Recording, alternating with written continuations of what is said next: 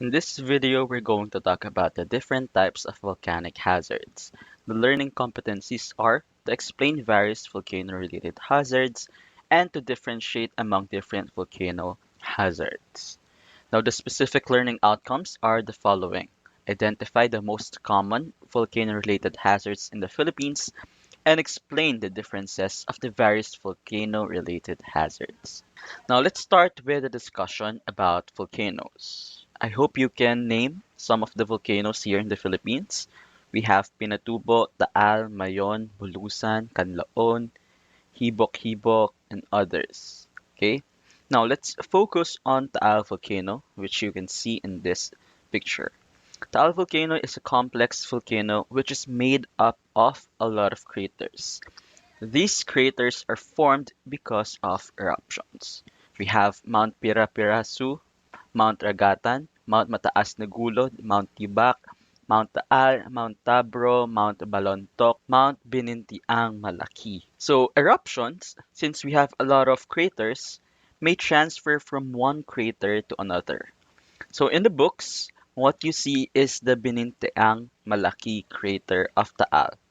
This is because it's the most visible at the highest part of Taal in Tagaytay. So this 2020, the main crater erupted. That's why most people were confused about the exact location of Taal. Maybe some of you know some volcanic eruptions that happened in the Philippines, right? We have Mount Pinatubo last June 1991, Mount Mayon in these years, and Taal volcano 1991, 1965, and the latest last year, 2020.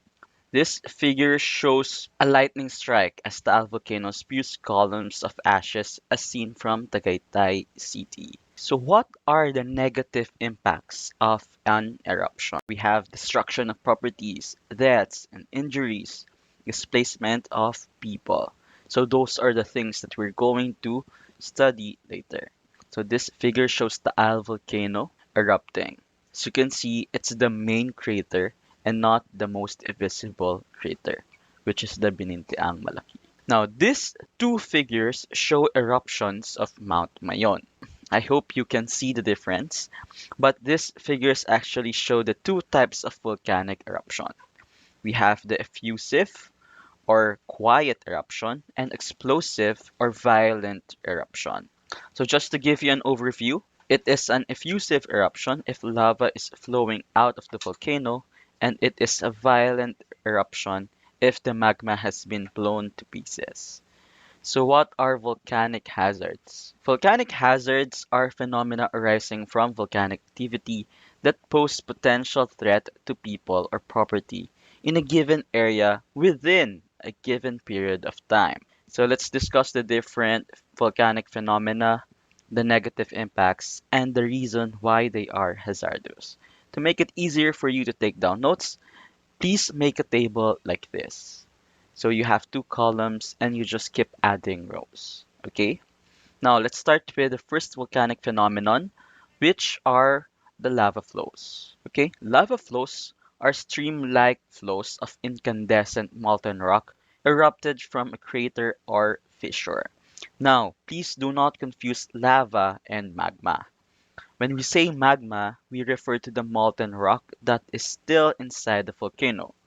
It will become lava when it reaches the surface of the volcano. Okay? Now, when a lava is degassed, meaning removed of dissolved gases and or very viscous, it tends to extrude extremely slowly, forming lava domes. Okay? So this picture is from the 1969 volcanic eruption in Hawaii. So what are the negative impacts? So lava flows rarely threaten human life because lava usually moves slowly. Okay?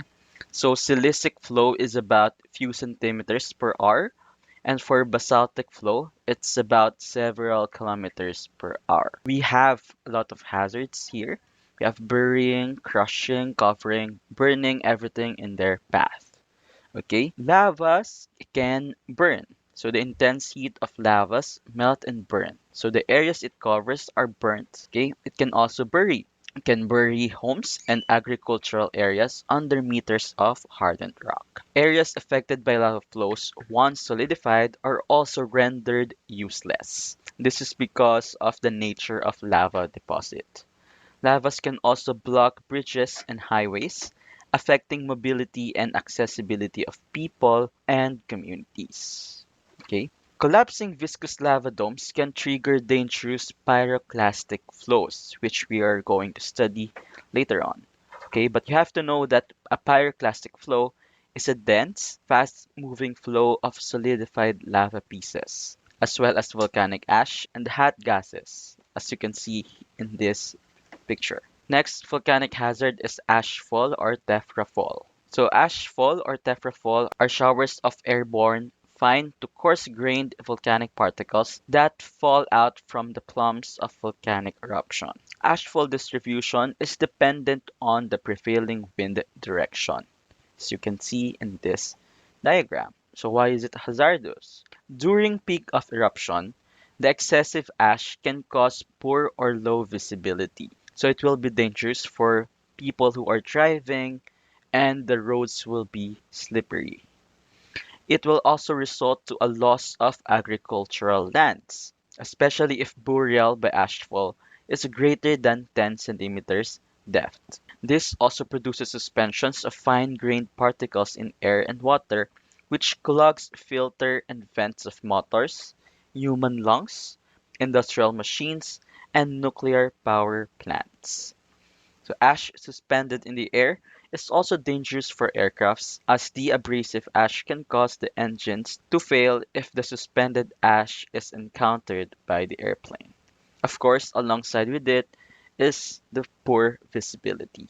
Okay, this ash will also carry harmful gases, acids, and salts. Okay, so burial by tephra can collapse roofs of buildings, break power and communication lines, and damage or kill vegetation. Okay, so even less than 2 centimeters of ash can damage such critical facilities as hospitals, electric generating plants, pumping stations, storm sewers, and more. So the pictures that I'm going to show you are taken from the volcano eruption last year. As you can see here, so this vegetation near the site of the volcano is burnt. This one shows a man or a resident cleaning ash from his roof. So this figure shows the roofs of homes in Tagaytay on January 14. Next hazard is the pyroclastic flows and surges. So this figure shows a pyroclastic flow races down the flanks of Mount Merapi in Indonesia during the volcanic event in 2006. Pyroclastic flows, or also called as pyroclastic density current, are turbulent mass of ejected fragmented volcanic materials, or ash and rocks, mixed with hot gases that flow downslope at very high speeds. Okay? So pyroclastic surges, on the other hand, are the more dilute or more mobile derivatives of pyroclastic flows. So why are they hazardous? Pyroclastic flows and surges are potentially highly destructive due to their mass, high temperature, high velocity, and great mobility. So pyroclastic flows can destroy anything on its path by direct impact. They can burn sites with hot rock debris and burn forests, farmlands, destroy crops and buildings. Deadly effects include asphyxiation, burial, incineration, and crushing from impacts. Now, the only effective method of risk mitigation is, of course, evacuation prior to such eruptions from areas likely to be affected by pyroclastic density currents. Next hazard are the lahars. Lahars are rapidly flowing thick mixture of volcanic sediments from pyroclastic materials and water. Okay, so this is usually triggered by intense rainfall during typhoons, monsoons, and thunderstorms. Lahars can occur immediately after an eruption or can become long-term problem if there is voluminous pyroclastic materials erupted. One example is the case of 1991 Pinatubo eruption. Lahars can also occur after an eruption has taken place such as the lahars at the Mayon volcano after the 1984 eruption. Okay, so lahars have destroyed many villages and lives living on Pinatubo and Mayon volcano because most people live in valleys where lahars flow. So what are the negative impacts? Lahars can destroy by direct impact. So it can ruin or damage bridges, roads, and houses. Lahars can also block tributary stream and then form a lake. So when we say tributary, it is a freshwater stream that feeds into a larger stream or river. So this event can submerge villages within the valley of the tributary that was blocked. Lahars can also bury valleys and communities with debris. Basically, it can lead to increased deposition of sediments along affected rivers and result to long-term flooding problems in the low-lying downstream communities, such as this picture. Next, we have the volcanic gases. These are gases and aerosols released into the atmosphere, which include water vapor, carbon dioxide, sulfur, hydrogen sulfide, and hydrogen chloride. This table shows the percentage of gases in the atmosphere. So these are some of the volcanic gases that pose hazard to people, animals, agriculture, and properties. Other gases include carbon disulfide, carbonyl sulfide, and hydrogen fluoride. So one of the most dangerous gases here is the sulfur dioxide. Sulfur dioxide can lead to acid rain when it mixes to oxygen and forms sulfur trioxide. Now this sulfur trioxide will react with water from the rain to form sulfuric acid. So high concentrations of carbon dioxide, which is colorless and odorless, can be lethal to people, animals, and vegetation, as well as fluorine compounds. They can deform and kill animals that raced on vegetation covered with volcanic ash. Next hazard is debris avalanche or volcanic landslide. So this is a massive collapse of a volcano, usually triggered by an earthquake or volcanic eruption. Okay, so an example of recent debris avalanche event occurred during the 1980 eruption of Mount St. Helens. Now in the Philippines, we have some volcanoes too. Based on the present morphology of some volcanoes here, for example, the Iriga volcano in Camarines Sur and the Banahaw volcano in Quezon Province, they had prehistoric debris avalanche events. So this will have a negative impact, especially when a huge portion of the side of a volcano collapses due to slope failure. So how did volcanologists and geologists know that a debris avalanche happened? So huge volcanic debris avalanches typically leave an amphitheater-like feature at the base of volcanoes with debris avalanche event. Okay, as you can see here.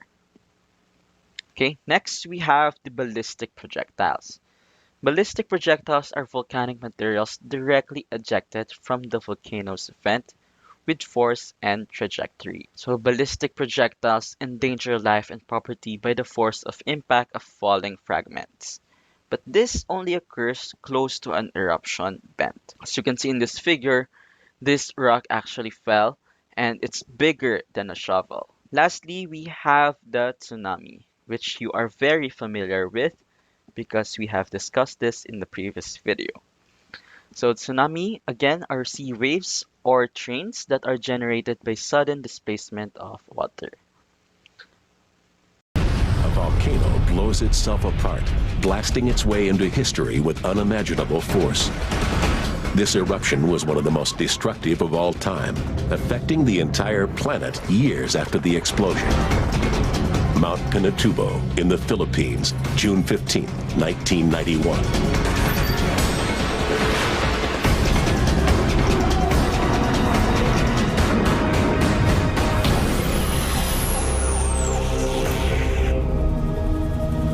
Deep in the dark heart of the Philippines lies a small and undistinguished peak.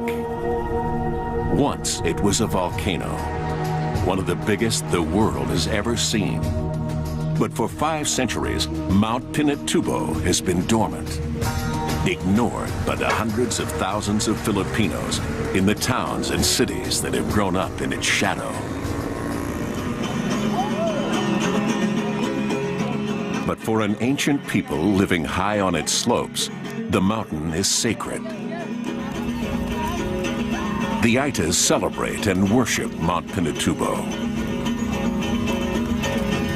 Like all her tribe, Flor de la Cruz believes that Apo Malari, the god of all things, lives inside the mountain. Bilang isang katutubo, It is our responsibility to look after the mountain, defend it, and care for it.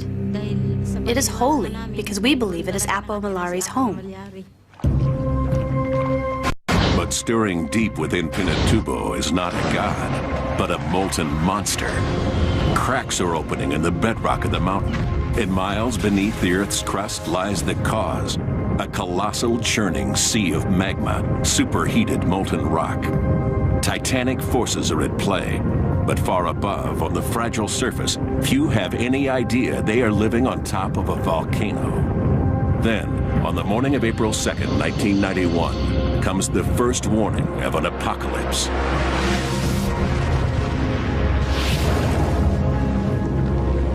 A series of small explosions rocked the remote summit of Pinatubo.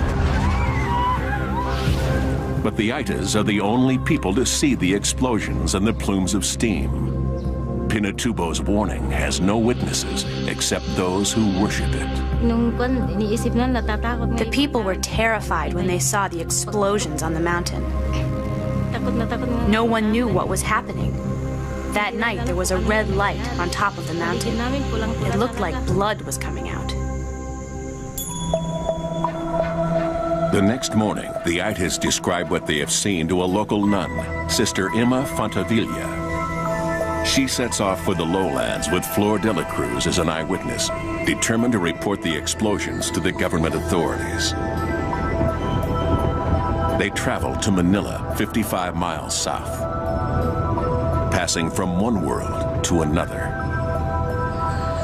Finally, they come to the Philippine Institute of Volcanology and Seismology. Sister Emma convinces a skeptical staff to let her and Flor meet their director, world-renowned volcanologist, Dr. Ray Punangbayan. Isang pagsabog, explosion. Ray may be an internationally respected scientist, but he's working in a third-world country. Meron daw po nasugatan dahil nga po sa pagtakbo. The few seismographs he has are tied up, monitoring another volcano to the south of Manila. Inyo itong nangyayari. Tumagal daw po. Why should he heed the fears of a superstitious tribe who believe their god is angry? Pangyayari nga. Meron daw po nasugatan dahil nga po sa pagtakbo. Pinatubo awaits his decision. Ito talaga dahil nga If he ignores this warning, he won't get another chance. He takes a fateful step. He orders one of his seismic teams to the summit. From the air, they see the smoking vents described by Flor de la Cruz. And when they land, the first flickers of their seismograph tell them something is stirring within this long-dead volcano.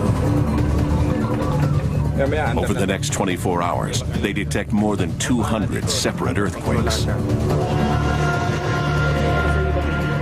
Pinatubo is coming to life. The earthquakes could be caused by the geothermal movement of steam and superheated water. But Ray Punangbayan's instinct tells him there are other forces at work, far deeper, far more powerful. He knows that the Philippines lies on the Ring of Fire, a vast arc encircling the Pacific Ocean, home to most of the world's volcanoes. Deciding whether one of them, Mount Pinatubo, is coming to life will be a poker game of science versus nature, where the stakes are life and death. Not only for the 20,000 Aitas living on the mountain itself, but also for the hundreds of thousands of Filipinos in the towns and cities of the surrounding lowlands. And just 15 miles from the summit, the largest U.S. military base on foreign soil, Clark Air Base, home to 16,000 American servicemen and their families, and billions of dollars of military hardware. In all, nearly 1 million lives, Filipino and American, will depend on Ray's ability to outguess one of the great forces of nature. A volcano is not an enemy nor an adversary. It's something that you try to befriend, in fact, and try to understand what it is, what it's going to do. Then you have to read the signals properly. And if you fail to do that, then you lose in the game. Trying to predict a volcanic eruption is not for the faint-hearted. It is part science, part gut instinct. And there are few seismic detectives who can successfully track these killers from the deep earth. Ray knows that a volcanic eruption cannot be stopped, but it can be escaped. If Pinatubo is on the boil, it will be his job to say when it's going to blow. And he will get only one chance. If he calls an evacuation too early, those ordered out of the danger zone will come back. And if he calls it too late, hundreds of thousands may die. For days, his team tracks the earthquakes swarming deep beneath the mountain, but their equipment is outdated. The Filipinos need help, and Ray knows where to find it. Chris Newhall of the United States Geological Survey in Washington is an old friend and a volcanologist. He's got the high-tech instruments that will help Ray penetrate Pinatubo's secret. On April 23rd, he and a crack team of U.S. scientists join Ray's task force of volcano detectives. They set up their operations center at Clark Air Base within sight of Pinatubo's summit. To them, as to all who live around it, the mountain looks just as it has since the time of Columbus. Yeah, because this particular... We were acutely conscious of the fact that there had been no eruption at Pinatubo for 500 years, and many, many people, perhaps even a majority, doubted that it was even a volcano. Ray and his team know Pinatubo is a volcano, but what kind and how dangerous? While some volcanoes, like Mauna Loa and Kilauea in Hawaii, release free-flowing rivers of lava, the most catastrophic type of eruptions are explosive. Mountain loads of magma that detonate suddenly and usually without warning. Instead of lava, explosive volcanoes hurl out massive pyroclastic flows, superheated tidal waves of rock and ash. It's a hot hurricane or hot blast of rock and ash and gas. And we know enough about pyroclastic flows to know that virtually nobody survives. Ray and Chris study aerial photographs to plot the footprint of Pinatubo's last eruption. They are shocked by what they see in the maps and the ancient geological record. An explosive volcano as big as any in history. I think the oh my God moment came very early. We could see straight away that the kind of explosive eruptions that had occurred in the past from Pinatubo were of the same order of magnitude as what had occurred at Krakatau in 1883. Krakatoa, a remote Indonesian island, blew up in 1883 and remains the deadliest volcanic eruption in recorded history. The detonation was heard 3,000 miles away and created a tsunami 100 feet high that drowned 36,000 people. And in Pinatubo's eroded canyons, Ray and Chris find evidence of a Krakatoa-sized eruption. Pyroclastic flows that once incinerated and buried the land under Clark Air Base. Could it be capable of such a cataclysm again? The seismographs trace a veiled but deadly threat. 1 million lives hang in the balance. 1 million unwitting souls dependent on just a few. Ray and his team are intensely worried about Pinatubo's awesome past. And the seismologists continue to detect clusters of earthquakes deep beneath the surface. Ray has ordered an evacuation of the immediate area around the summit. Only the Itas are affected, but to them it is heartbreaking. To them, leaving their sacred land also means turning their backs on their God. From the high slopes, thousands of Itas begin to trek down the mountain to resettlement camps in the lowlands. But in a remote ravine on Pinatubo's southeast face, one tribe of Itas has decided to stay and put their fate in the hands of Apo Malari. Hiding from the Army and the Air Force, whose job it is to ensure Ray's evacuation order is carried out, they seek shelter in a cave.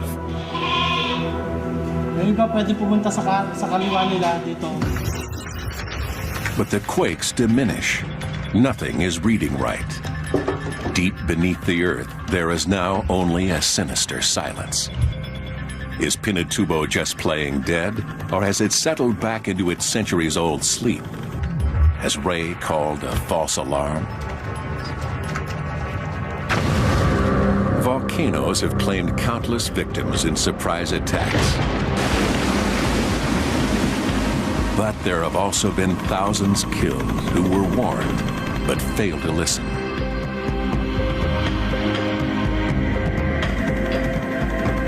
In 1985, the city of Armero in Colombia is buried by a volcanic flow. In the weeks and days before, scientists told those who lived here that Mount Nevado del Ruiz was going to erupt. But neither they nor their government listened. 23,000 people died. Nevado del Ruiz is etched onto the mind of every volcanologist. It was a terrible tragedy. It was completely avoidable had people understood what the hazard was that they were facing. They could have actually walked to safety.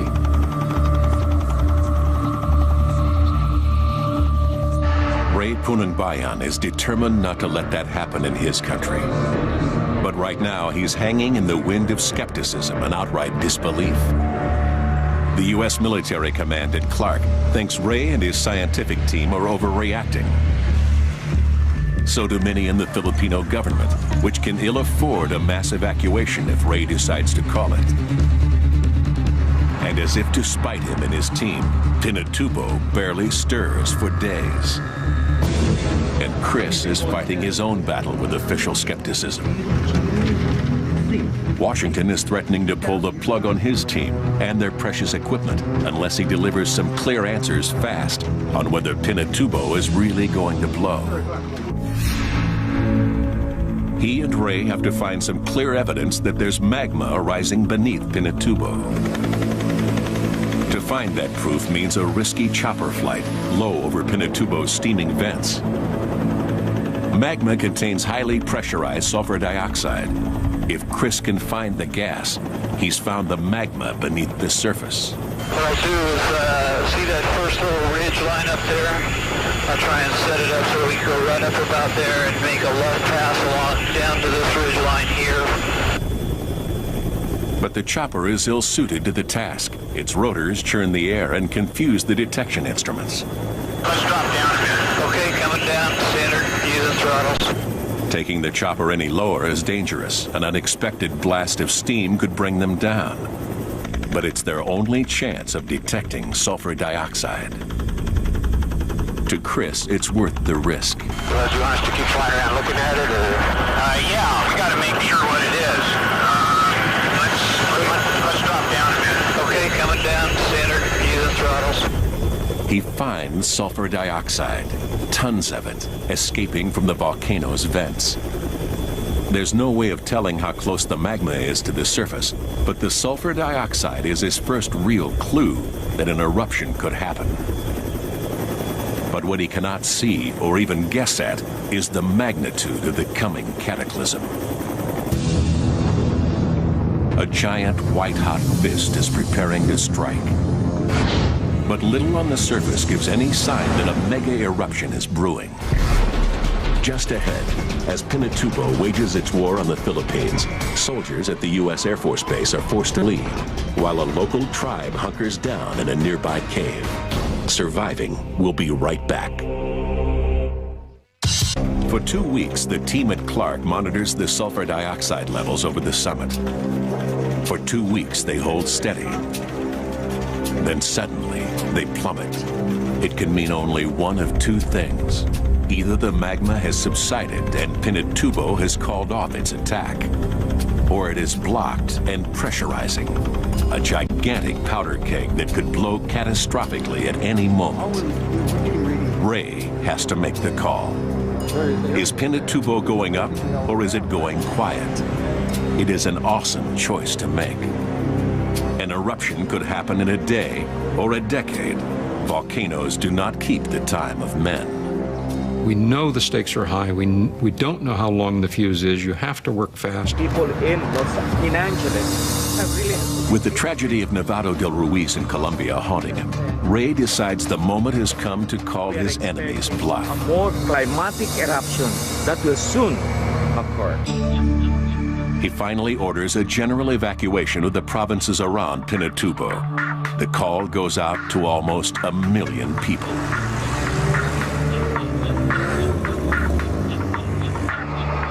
But is it already too late? Will everyone heed the call?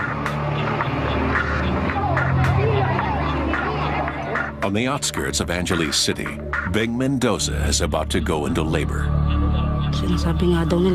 None of us believed the volcano was going to erupt. Neither she nor her family believe what they're hearing about Mount Pinatubo. Most days they can't even see it through the tropical haze. The government was telling all of us to evacuate. We could not accept it because we had lived there for so long, and I was also 8 months pregnant.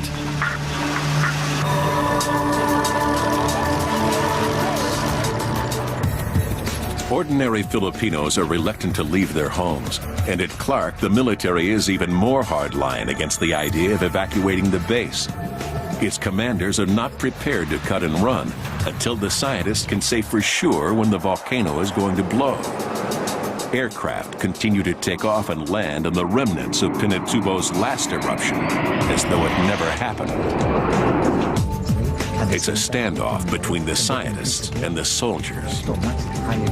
On the base's closed-circuit TV, Chris Newhall is pressed for a precise eruption date. Right now, we cannot see deep enough into our crystal ball to say for sure one way or the other.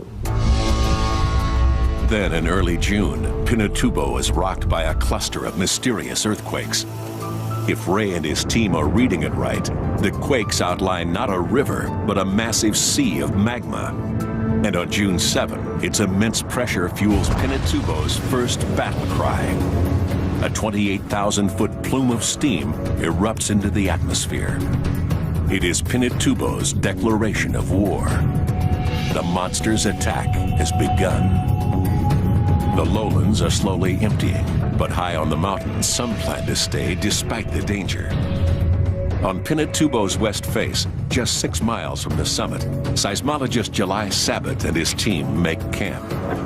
Since the first days of the ITA's warning, July has been Ray's eyes and ears, radioing vital seismic data to help him plot the monster's movements. By now, our seismographs were continuously recording so many tremors that I knew it was going to erupt. We were at the front line, but I didn't even think about getting scared. What mattered to me was getting the information back to Ray Pununbayan so he could warn and evacuate those in danger. At the same mountain campsite is Jing Magsaysay, a reporter with the Philippines' main network. We felt excitement, we felt fear. But we had to do it. We had to be where we were to get the story. He's covered other volcanic eruptions and is confident he'll be able to pull out when the time comes. On and around Pinatubo, fateful choices have been made. And none are more fateful than by a group in a remote cave high on the mountain's southeast face. In all, there are 40 families, a whole ITA's tribe, nearly 100 people, men, women, and children.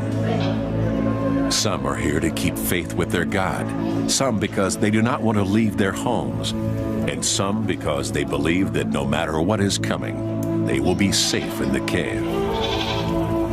a tribesman named Sebio waits with his wife and young son for the judgment of Apo Malari, the god of Mount Pinatubo. 10 miles away, the military has finally issued its evacuation order. At Clark Air Base, they're recording a constant stream of earthquakes, sometimes at the rate of 1 a minute. The pride of the U.S. Air Force is being deserted. 15,000 military personnel and their families leave. We were evacuating people who were on life support. We were evacuating infants who were in incubators and who had tubes attached to them. Colonel Ron Rand is one of a core group of officers and men who will stay to guard the base. Now, only they and the scientists remain. The eruption of Mount Pinatubo is no longer a matter of if, but when.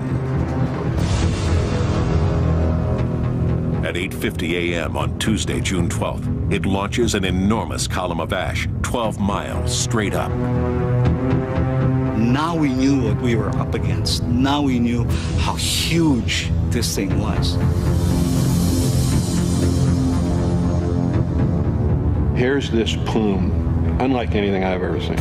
Giant, dark, gray, swirling, roiling, boiling, you know, just growing as you looked at it and going like a rocket. When I was a young guy in the Air Force, I got a ride in an F-4.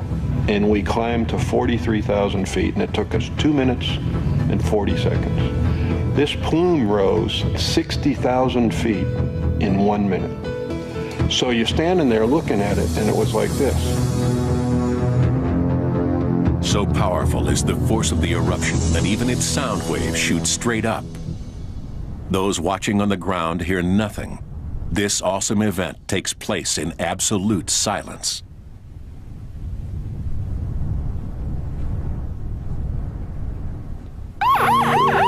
The Philippine Army and Air Force are still evacuating people off the mountain. They're finding more and more itas. Many Filipinos believe that this is the climactic eruption. This is the big one. Ray and the team at Clark know something worse. The magma beneath Pinatubo is boiling, gathering force, but it has not yet reached the surface. This is not Pinatubo's main eruption. This is just the beginning.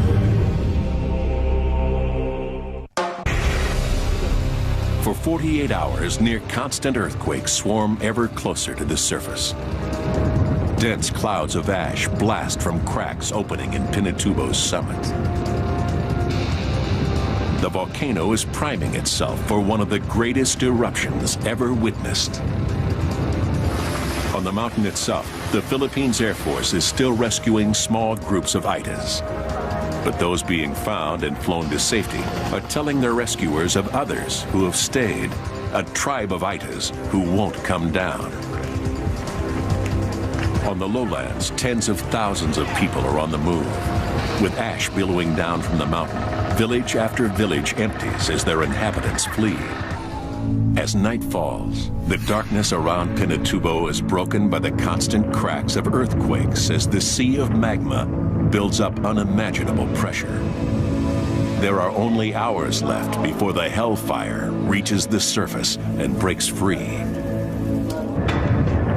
Just beyond the foothills of Pinatubo, the scientists at Clark Air Base wait out the night. The seismographs are steadily warning of a cataclysm even greater than they have predicted. The tension is intense. Everyone is exhausted. Most are frightened, but none think of leaving. Seismologist P.J. De Los Reyes is scared by what she's seeing in the seismic readings. For me, as far as I'm concerned, it was something I had to do. There was no choice anymore. I mean, my kids needed me, but my country needed me more. So there wasn't any choice. The minutes tick by. It is a countdown to catastrophe. Then at 5:55 a.m., the seismographs go off the chart. It has begun. those left at Clark witness is almost beyond imagination. The western horizon is one giant boiling cloud of ash. Pinatubo's climactic eruption sequence has started. Watching in awe, geologist Leo Bautista understands the danger they now face. Those who have done so much to warn others are now directly in harm's way. The first thing that came to my mind is I might not see my family again. I've been away for maybe 1.5 months already from my house and from my family, and I was wondering whether I'll have the chance to see them again.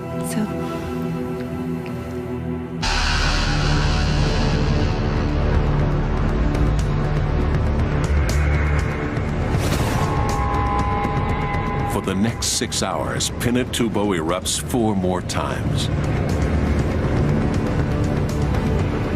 Day became night at 3 o'clock in the afternoon, and it seems that as if it's the end of the world. It is noon, and it looks like midnight out here. You can hear the sound of the ash falling. Each blast hurls millions of tons of ash into the sky. Massive clouds of poison gas billow into the atmosphere. Gales of volcanic rock rain down as far as 30 miles away. The monster's fury is terrifying. Then at 1:42 p.m. on June 15, 1991, comes one of the single most cataclysmic natural events of the 20th century. A release of energy 200,000 times greater than the Hiroshima atomic blast. A cubic mile, 5 cubic kilometers of magma detonates straight up, reaching the stratosphere in seconds.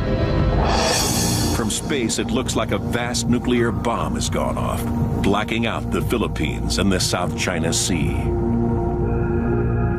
Pyroclastic flows thunder for miles in all directions, expanding as they suck in cold air. Billowing killer clouds of superheated ash and rock. I think you could light off every bomb and every rocket and every explosive man has stored all over the world, and I don't know that you would have registered to the Earth what Mother Nature did on the 15th of June. It was unbelievable. High on Pinatubo, Sebio and his tribe wait for Apo Malare's judgment. The mountain is exploding around them. Hurtling toward their cave is a massive pyroclastic flow. 1,500 degrees Fahrenheit, traveling at 100 miles an hour. In skin going dead. That was the scariest part for me. You can't imagine how it felt like knowing that you can be overrun by a pyroclastic flows. And the only thing that we wanted to do was escape from Clark Air Base.